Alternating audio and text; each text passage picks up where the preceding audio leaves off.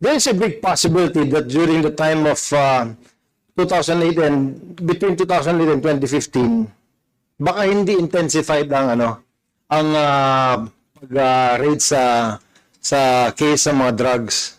Because in 2016, when the President Duterte sat, there was a strict order na magkaroon ng fight against drugs. So yung na-intensify yung laban sa drugs, kaya maraming nare-report ng mga cases, kaya tumaas ito.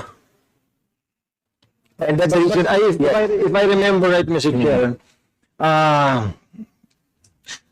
I don't know if that was during the inaugural SONA ni President Duterte or one of his press conferences. Sinabi niya na the reason na gusto niyang gawin tong fight against drugs is because the Philippines is already becoming a narco state.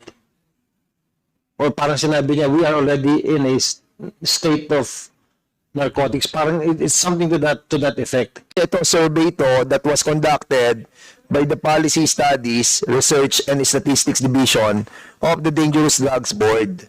Ito yung mga I wanted to show you, ito yung kinonduct na survey. Noong 2004, yung pong Policy Studies, Research and Statistics Division ng Dangerous Drugs, nag-conduct sila noong 2004 ng survey. Ito data to 6.7 million drug users. Noong 2008, the same survey that they conducted, bumaba yung ating drug users, naging 1.7 million drug users na lang. And then suddenly, noong 2015, after so many years, 1.8 drug users. Yan po yung sinabi ni Benjamin Reyes. Siya po ang dating chairman ng DDB, na 1.8 million noong 2015, according sa survey na yan. Then, nag-jump siya ng 4 million because this person, si Benjamin Reyes, was issued an order from the former president to be relieved from his position. Dahil mali nga daw yung 1.8 dahil dapat daw 4 million yung drug users. I just wanted to show sa inyo na 2004 to 2008, according sa survey, that's the reason why we will be inviting the Policy Studies, Research and Statistics Division of the Dangerous Drugs Board. Para malaman natin, what is the reason why bumaba yung drug users from 2004 to 2008 from 6.7 to 1.7. Even without the war on drugs that was implemented noong 2016, bumaba naman pala tayo Mr. Chair. 4 million to justify. Yes. Kaya nga, we wanted to find out what was the reason for this substantial reduction of drug users from 2004 to 2008. Hindi po ako nagsasabi nito survey po to that was conducted by the Dangerous Drugs Board. So we want to find out ano yung policy that were conducted during the time that lead to substantial reduction of drug users. And why from 2015, it was increased to 4 million drug users. So, yan yung po ating pag-uusapan sa susunod na hearing. Huwag na po natin pag-usapan ngayon because wala na po tayong oras. Pinaalis na po tayo dito.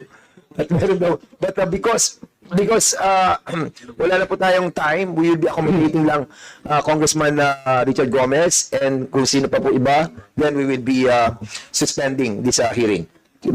Congressman Richard Gomez, please. Thank you, Mr. Chair.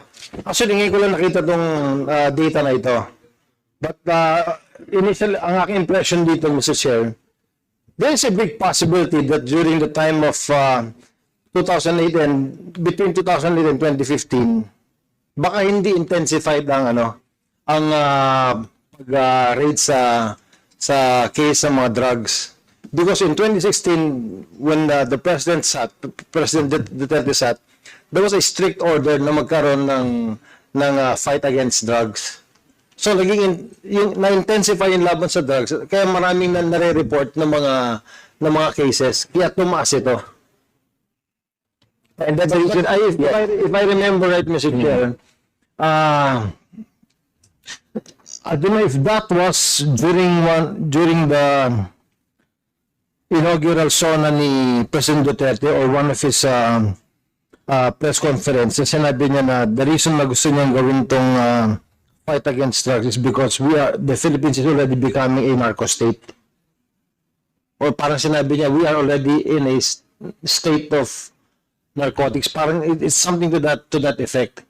That is why na-intensify yung fight against drugs. And that is kaya isusupport na ako yung sinabi ni General Fajardo na during the time na COP siya, hindi ko alam kung LCE tayo nun na chairman, talagang yung mga police, inutusan talaga na mag-intensify sa laban sa drugs. And siguro that's the reason kung bakit mataas yung reporting ng year 2016 na umabot siya ng 4 million. Yes. Oh, yun ang ating pong pag-uusapan sa next hearing, no? Yung sudden jump from 1.8 to 4 million. And at the same time, ano yung policy that was implemented from 2004 to 2008 until 2015? Kasi mababa po siya eh. 6.7 tapos naging 1.7 tapos naging 1.8 lang yung mga drug users. And then suddenly nag-jump. So yun po tayo sa next hearing. Mr. Chair, quick. Okay, Congressman Luis. May I just suggest that we invite the focal person of whoever conducted this survey? Yes, So we will hear what parameters they considered in conducting and coming out with those figures. andito po siya sa PSRSD conducts nationwide household survey. We will be inviting this group. No, under din siya ng dangerous drugs eh. Yung survey na 'yon eh. I-ano natin, i-confirm natin tong validate natin tong nakita natin report sa kanila. Ako, I was really also shocked, no? Sabi ko, bakit? From 2004, 6.7 million drug users, biglang bumaba siya, naging 1.7. Mr. Chair, Yes, Congressman Lapato. drug users lang ba yan o drug pusher? Drug users. Ito maliwanag, Chairman Abante. The board has already conducted 2 nationwide surveys under the Public Act 9165 in 2004, which resulted with an estimated 6.7 million drug users, and in 2008, an estimated 1.7 million drug users, respectively, at the time those surveys were conducted. So, we need to invite them para malaman natin. Pero hindi pa kasama, Mr. Chair, yung drug pushers dyan. Drug users, nakalagay. Drug users lang. Yes. So, para ma-expound natin yung survey na ginawa nila, we'll be inviting them over and bring all those surveys they use para makita natin ano rin ang ginamit nilang parameters, why a sudden drop yung mga millions eh. From 2004 to 2008 eh. We need to find out. Mr. Chair, di ba yung Yes, Congressman Lito. di ba pusher user din? Hindi natin.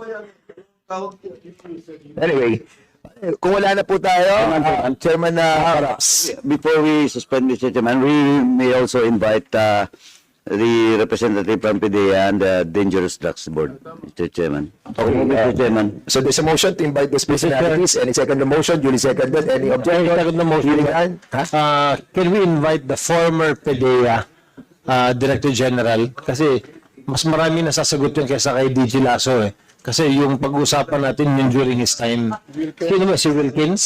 During this time? Sino ba yun? During that time, sino ba? Si Wilkins. Can we invite Yes, we'll be inviting him over as well. Sakino and Wilkins. Yes. Okay, there's a motion to invite those personalities as well. No objection? Right. So, any more? There's a motion to suspend, duly seconded. This hearing is now suspended. Thank you.